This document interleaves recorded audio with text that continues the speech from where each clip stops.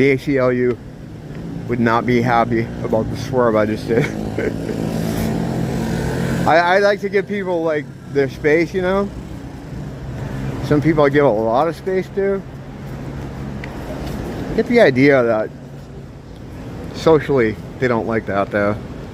Our farmers want you to be in spaces with people that you just aren't going to be able to live with. And if you try to avoid that, they get kind of salty. So yeah, as I said before, my Indiana Jones line, the ACLU would not fucking be happy with that. But I see a lot of people talking about this Joker sequel. I haven't seen it yet. I don't really care. It didn't need a sequel. I think everybody understands that. But you know what people keep saying is that, well, you know, made $1 billion, so of course money. And it makes me think about something that, like, when it comes to stuff like this, people always talk about how money, you know, it's, oh, because of money this happened, because of money. Now maybe on the smaller scale, at the bottom of the totem pole, you get the rats and the fucking bottom feeders and in the entertainment industry. It's money to them, you know. But overall, the reason why a big corporation put millions of dollars, you know, 250, I think it was 250 to make this one, or 200. The reason they put that money out isn't to make money. They don't give a shit about money. I just fucking turned to the Joker there for a minute. They don't do it to make money. They do it to program your brain. It's all, Hollywood has long been, probably since, well, not probably since, it is since the beginning, as the entertainment wing of the CIA. Well, before it was called the CIA, it was something else, you know, whatever they called the mechanism of control. Hollywood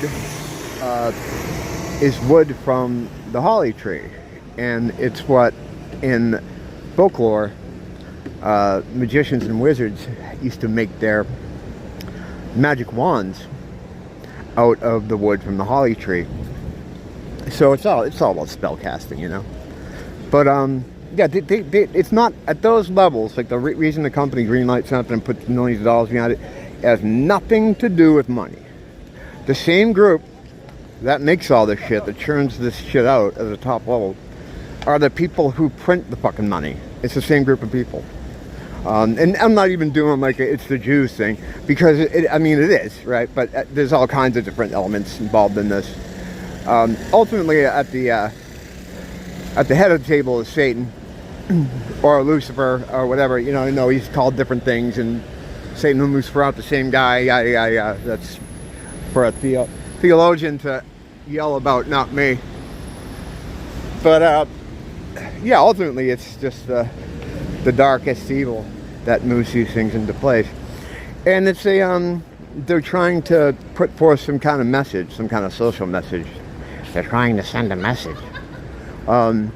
That's really all it is. And from what I can tell from this, it's the first one, I think they meant to say something that it didn't. It ended up being, in their eyes, misinterpreted. Like bitchy Alan Moore, who gets upset that people like Rorschach, you're not supposed to like him. You know, he's not a good person. Meanwhile, Alan Moore worships a fucking snake, you know. And he's not very good at his shit.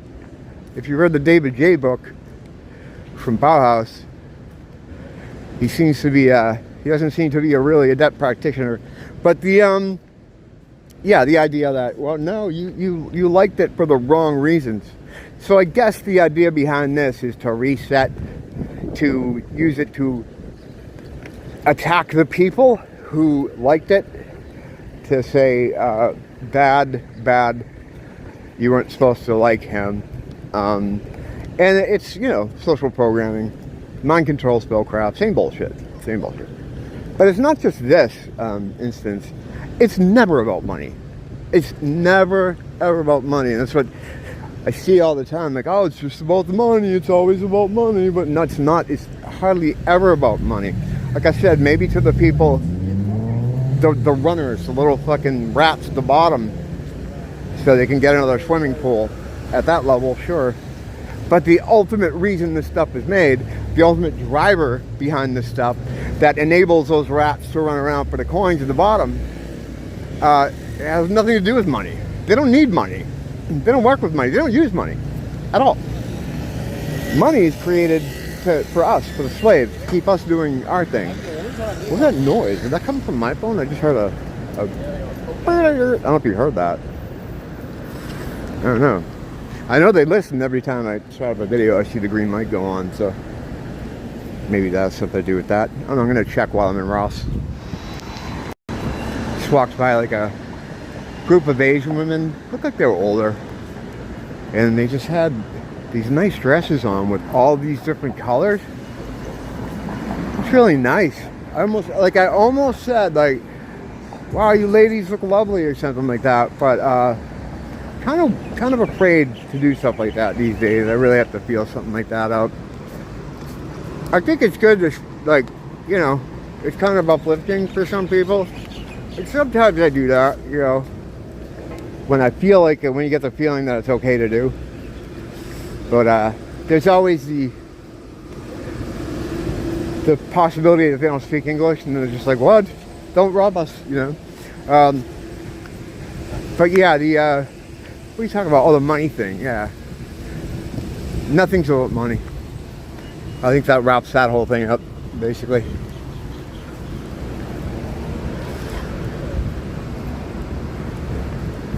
Yeah, I was talking about the Kang graffiti war going on over here. It had been quiet for a while, but they started up again. Speaking of graffiti, a guy who worked on that, I did a video on a graffiti wall that was done officially, kind of. How you doing, man?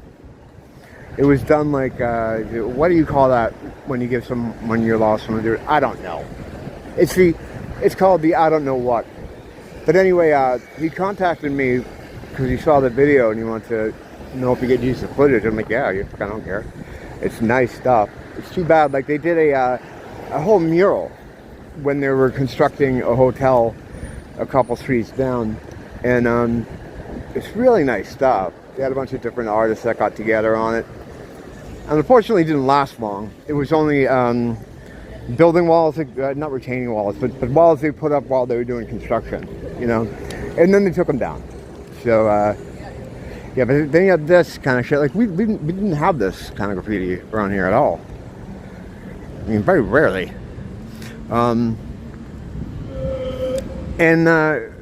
You know, it's just exploded in the neighborhood. This particular place, though, they like to keep it, you know, relatively clean because it looks like a dump anyway. This thing here is just so bad. A hotel purchased it. Was it the Hilton? Bought it years ago. There was always a lot of violence and shit going on here because there was all strip clubs and video stores, and it was like a degenerate hangout. It was pretty cool though. You'd go back here and they used to have strip clubs back there. This whole thing down here was just all people, you know, selling drugs, doing drugs, selling sex, doing sex. It was this whole corner was like, it was crazy like that. But there was a shooting here that I'm very suspicious of if it actually happened or not. Anyway, you know, aside from that, so they put it up for sale for a hotel. The hotel, I guess, made overtures to buy it, and they're purchasing it, and they thought it was a good deal because it would keep the violence and the criminality down that was tied to that little corner. But, you know, like anything else, unfortunately, when you have a containment area... What's that, honey? What's that? A light? Yeah, absolutely. How you doing? How are you? Oh, you broke it? Hold on, I'll give you a new one. I got a new one. Do you like these? Yeah. You want to spare here? Take a couple for later. There you go. There you go. 1, 2. There you go. And I'll light it up for you. Here we go.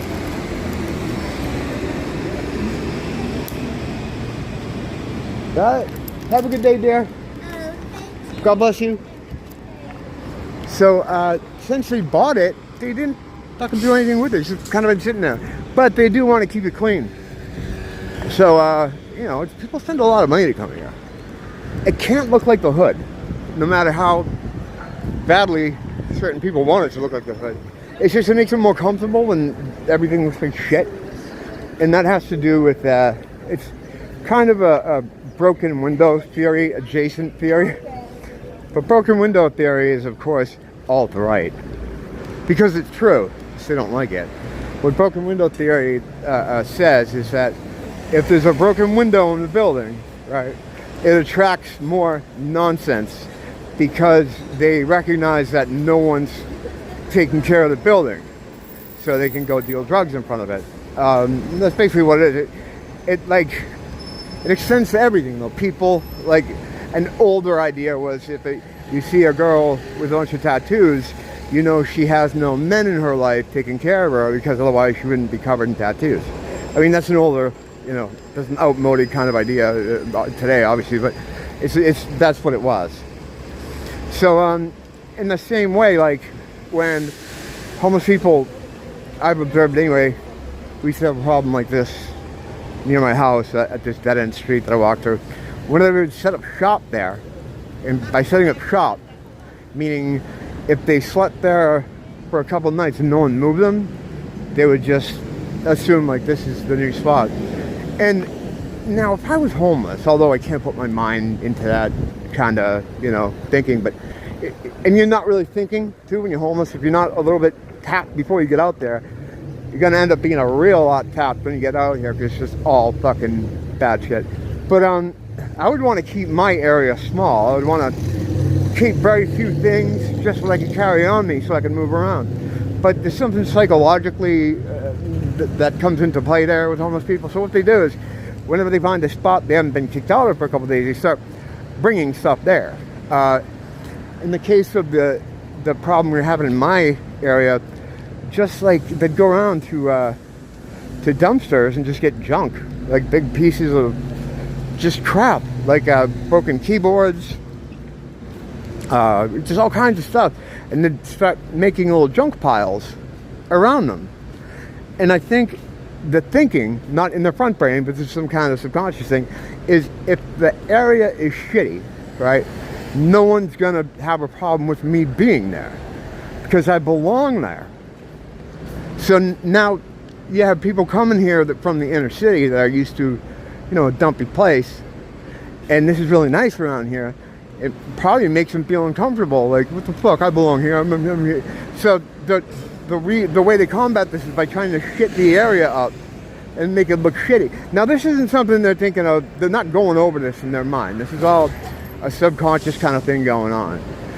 So they're compelled to try to shit up an area. I mean, I've watched this happen so many times on the mainland, different areas where, you know, certain people come in, and if it's too nice, they fucking don't like it. Like, a way to get rid of people or not be around people is to go into, like, if something's happening, I go into where there's light and things are nice. I go into a nice part of the mall or where it's a lot of light. You know, that light is a big issue here too. Like, they don't like lights because in their mind, a lot of people are always up to fucking no good, or they're trying to do something, so light's too exposing. It's a spiritual thing, you know. It ties to demons. Demons are the same way. They like to be hidden as much as they can. And I've mentioned this before, there's a trail back behind, in between the beach and the buildings over there, just a forest. Certain people will never go back there because they don't like God. And that ties to spirituality too. I can't crack that can of worms though, because I don't think I could get away with following that narrative thread to its logical conclusion. But the point is, people come here and want to feel more at home, or to at least not be made to feel like they don't belong. So, ipso facto, they try to shit the place up. So what goes on, like with that space back there, and there's a couple other spots too. Over there, when there used to be a wall there, they were doing the same thing. They just cover it with like Kang scroll, which is not graffiti. It's not graffiti art. It's just like shitty inner city stuff. Like, this is my block, and I'm the king. You know, put a crown up there and a really misspelled word, and then someone else comes on and be like, no, I'm the king, and then he puts his poorly spelled name up there and his crown. It just goes back and forth. You know, I've seen this on the mainland where they've been shit neighborhoods, and they're not gonna let them do it here. So that area back there has been a back and forth since, you know, since post-COVID, when the majority of the people that do that kind of thing were shipped over here. So it's just funny to watch the back and forth, and for a while to calm down. For a while it's been nice and clean, no problems, and then the other day I noticed they hit it again. I think they're at the point now, the town, is they'll leave that up there for a while. Because if they see that, they know what's the point of coming out and fucking cleaning this little thing. They'll wait until they get more of their bullshit up there, and then they'll come and, you know, paint over it. I think the solution, though, is to get something to move in there. The land must be worth so much money. I can only imagine the rent. Well, that's probably the thing, too. Like, who can afford to go in there? You know, it's so much money for, you know, that's prime real estate right there on Kalakaua. I mean, on Kuhio. That's Kuhio Street. That's one street away from Kalakaua. Kalakaua is the main shopping drag. I've been told the money Kalakaua generates pays for the entire island chain. And I believe it. You know, 10 million people a year come through here. Right through this neighborhood that over here that I just came from. And that generates all the money to pay for the islands. You know, they need it. If people stop coming, then have a big problem. That's why I always don't understand a lot of the Hawaiian activists. Well, there's a couple groups, and they always go after the wrong fucking angle. Like, the people that are coming here, those who drive around and trucks, with the flags telling everybody to go home. It's like, dudes, if everybody went home, you'd be in a lot of trouble. That's not the way to go, you know. But I think they have, in those groups, in those amnesty groups, I think they have some moles in there, or some government agents, because they do stuff that just makes no sense. Like, they tried to, a couple of years ago, before COVID, they went to a state house here and was like holding some people hostages in their office. I'm like, well, what good does that do?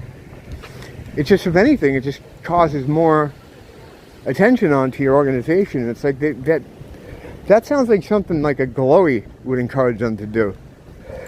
Any group that is against the gov in any way, they always stick their agents in there. They stick their agent provocateurs in there, their glowies, so that they can lead them down a dumb path.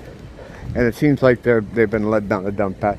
If I was them, I would try to just concentrate on, instead of attacking these things like tourism and the state house, like that, they can't ever change that stuff. They should, I mean, you know, it's not my place to say, but if I was in their situation, I would try to start creating organizations or things that were only for my own people, like a you know, islander only kind of spaces or groups or advocacy groups, or just things that are for them only in a positive, and just vet who comes into them. I don't know what I'd do, but I wouldn't do what they're doing, which is drive around trucks and tell everybody to go home. It's like, what the fuck, dude? And the people that move to Las Vegas, I hope people don't do that to them. Like, can you imagine all the islander people that move to Las Vegas, having Las Vegans drive around in trucks with big Las Vegas flags saying, go home? Yeah, funny. Alright. It is sad but funny but sad. Melancholy. That's what melancholy used to mean before they changed the definition at some point. It used to mean like, you're sad, but there's a longing, sort of happiness, kind of, you know what I mean? It was that kind of thing. Now it's not Now it just means sad. It means just straight up just unhappiness, you know? See, I don't know. I mean, a lot of words have changed. They've changed the meaning to a lot of that shit.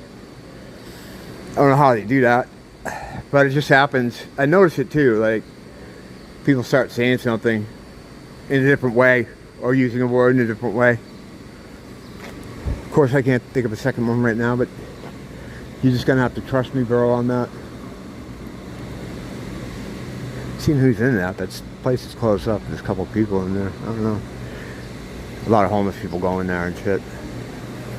Which, whatever, and you feel bad in the same way. If you allow them to start going into one place, next thing you know, they're in the garage and in the garbage. You gotta snip that shit in the bud, like, right away.